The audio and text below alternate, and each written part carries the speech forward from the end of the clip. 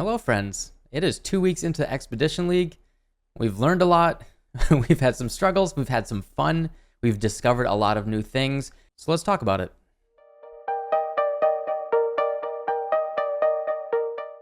All right, so let's just jump right into the most controversial one, possibly the most controversial one, Flasks. Feels really bad initially. If you just try to put in your regular flask that you had in previous leagues, you flask piano or macro, if that's what you like to do, and you just run out of flask charges instantly. It feels pretty awful, for sure. But out of that has risen the phoenix of some pretty cool setups, and I think it does open up a lot of possibilities for things that we can do with the flask. Now, with all that said, it might be a little too heavy-handed with especially nerfing all of the unique flasks and reducing the amount of flask charges that we get. Hopefully they kind of pull back a little bit. They may have gone too far, but I like that they're willing to take ambitious big changes here. So some of the cool things that I have seen from other people and what I've been doing is the overflowing chalice is actually no longer a meme. It does really cool things. So with us getting many fewer flask charges for monster kills, this thing basically hard counters that, and like beyond hard counters that, right? So with an enkindling orb, you can either make it much stronger or last longer. I have chosen to keep it as lasting longer. It means that if I had this divined properly, my flasks would gain twice as many charges as they normally would, and I have it lasting 8.6 seconds. That means I can juice up my other 4 flasks for a very long time. And as long as I am managing the balance of when I use those flasks versus the overflowing chalice, I basically don't run out of charges. You know, you lose a flask slot, but with some investment and some thinking about how you set it up, you're actually in a pretty good place. And it's cool, right? Like anything diverse and interesting about what you can do with a system makes it more interesting to engage with as a player. So a lot of folks are lamenting the loss of the how strong the adrenaline suffix was, but it's actually opened up a lot of possibilities for things that we can do by combining the existing orb changes and the other suffixes that may have been slept on. So for example, what I have chosen to do here on my bow character is I use an Alchemist Quicksilver Flask with acceleration. And if this were divined properly, with the Alchemist and the 41% increase effect from the Enkindling Orb, I'm actually getting 20% increased attack speed during my Quicksilver Flask. That's really, really cool. And you can still use the weaker adrenaline, and then with the Enkindling Orb, you're basically going as fast as you were before. You kind of don't really lose that much. The only thing that you're losing in this situation is the gaining no charges during flask effect. But if you balance that properly with how your overflowing chalice is going, which is going to be going like all the time, right? Your overflowing chalice always being active means that you're just going to get as soon as this thing's up, you kill 1 pack of monsters and it's back to full and you're ready to go. It's almost always available. So all you do is you lose 1 flask slot, which, you know, it does feel bad. You are getting an adrenaline flask that is kind of stronger than it used to be. It's pretty wild, and we get a lot of more options in terms of what we can pull off here. In addition to that, I actually am really enjoying the used when become options. Like, totally understand, like, you know, GGG realized that the 1 second of immunity was like kind of silly, especially with the number of flask charges that we're getting. But with I really like the auto trigger here. I haven't been pianoing it at all anymore. I just once in a while tap my Quicksilver Flask. I hit 1 and 2 for my life and my mana as needed. And then I am just making sure every 10 seconds or so I keep my overflowing chalice going. The nerfs have made us think about how we allocate everything and how we put our builds together. So, for example, people in the past would often skip things like Primal Spirit and Druidic Rite. However, with these 2 sets of nodes, yes, it does cost 4 nodes, and that's, you know, GGG is trying to force us to make balances and trade-offs as we're building our characters. We are now getting 40% increased flask charges gain. Bam. You're just getting enough flask charges. You're able to keep it up nearly as much as you did before if you want to purely flask piano. So you can either do something like use the overflowing chalice and balance it with the flask as you had before, or you can do things like invest into your passive tree and get as many flask charges as you're getting, make them last longer, have increased effect, and you have to invest into them. It feels the same as it used to. You just lost 4 passive points. You lost 1 medium cluster jewel, and that's it. And otherwise, the flasks feel the same. So there is that, right? And it's all about the trade-offs in the system. Before, flasks were a totally kind of solved system where you just say, all right, I got immunity to everything I care about. Bam, I'm done.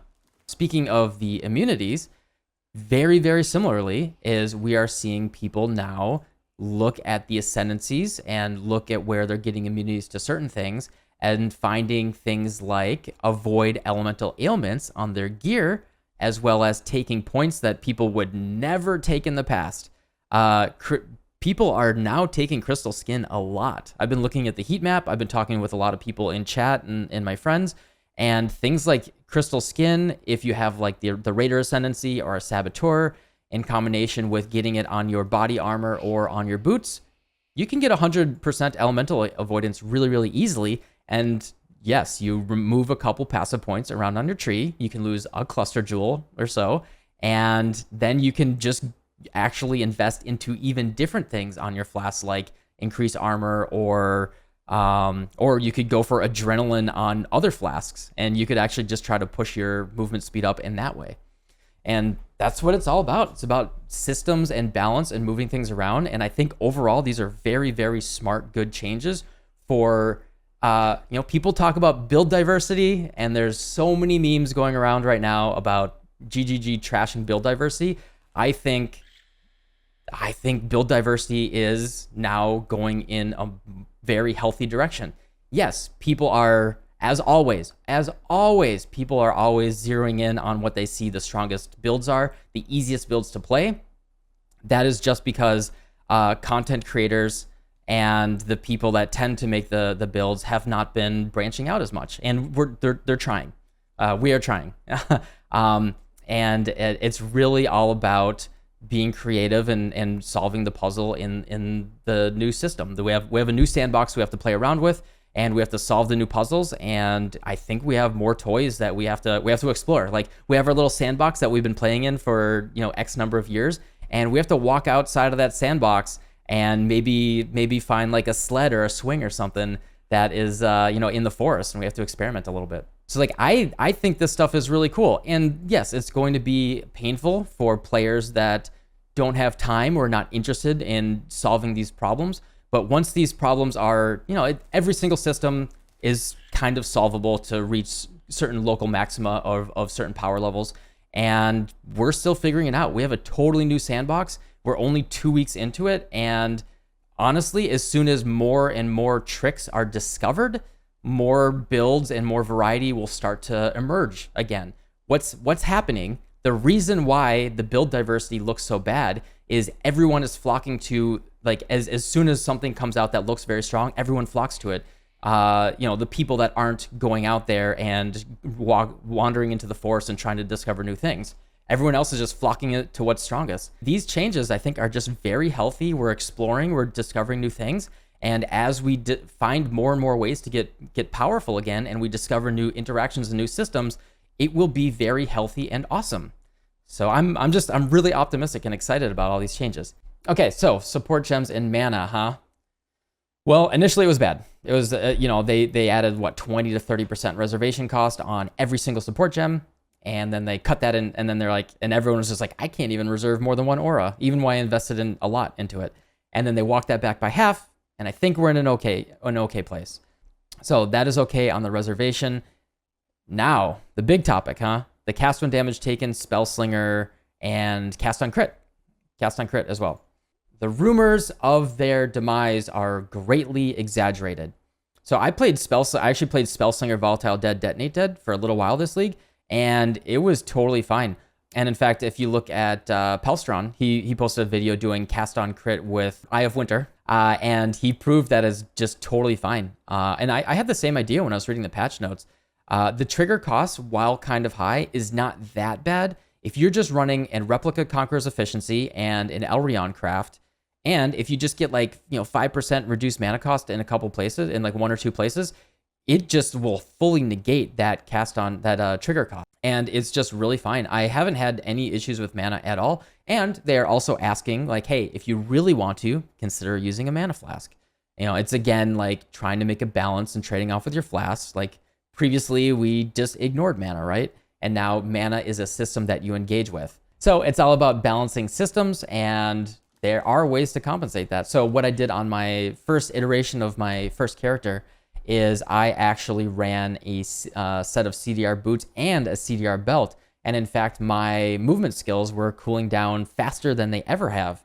So that is a thing that we can consider. It's just, you know, trading off one modifier on a couple of our pieces of armor, and we're already actually moving faster than we were before. In terms of Act 1 monster changes, and I'm actually putting the runic monsters in here as well. We are seeing better AI with the monsters. I hesitate to call it AI.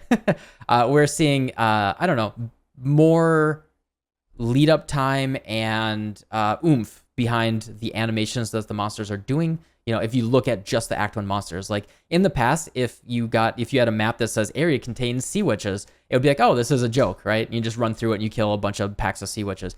Now you can just dash forward and you'll get instantly frozen and they'll just swarm you. And you can, I've gotten surprise killed by sea witches because I thought it was going to be a joke map. And I think that is really cool.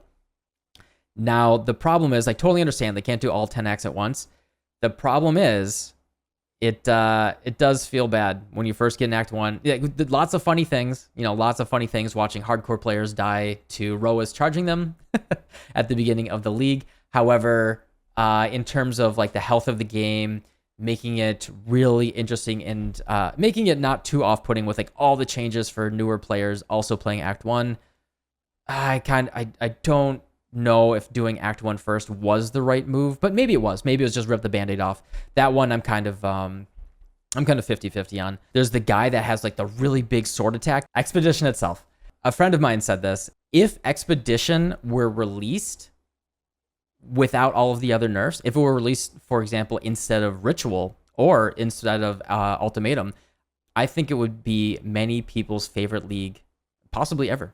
The mechanic itself in the map is it doesn't ask too much of you. It asks actually just as much as you would like to invest. So you can either choose to, what I do most of the time is I just go V in a circle. I mouse over the thing in the corner, make sure it doesn't say immune to whatever my damage type is, and I just go and kill them, pick up the loot and go. It takes at most 20 seconds, and it can be kind of fun. It can be kind of interesting. If you want to invest more in it, you can quickly run around to all the different remnants, see if there's something that's like increased logbook, stack decks, something like that, and you can kind of plan your path a little bit better. Totally okay. Yeah, and I think that's like the right balance, right? So it's like you can either just make it a 20-second thing, or you can make it like a 45 to a 60-second thing if you really want to plan it out. And you can just do it however you want, and it's pretty cool. Running logbooks is very fun. I think logbooks. So also, I think Expedition is just, it really feels like Blight, but what Blight should have been. There's endgame bosses. You actually have to make interesting decisions when you're running the logbook versus a blighted map. And you can choose how much you want to engage with it instead of just, okay, it's going to be a set 60-second encounter. You can just do, in fact, in the map, you can just do a single explosive, pop it. You just kill, you just want to get like 2 chests and get out. You get a lot of control over how much you want to engage with it, which is awesome. Now, the logbooks themselves is extra awesome. I've had friends like send me a whisper like, hey, can you bail me out? I accidentally took immune to chaos damage.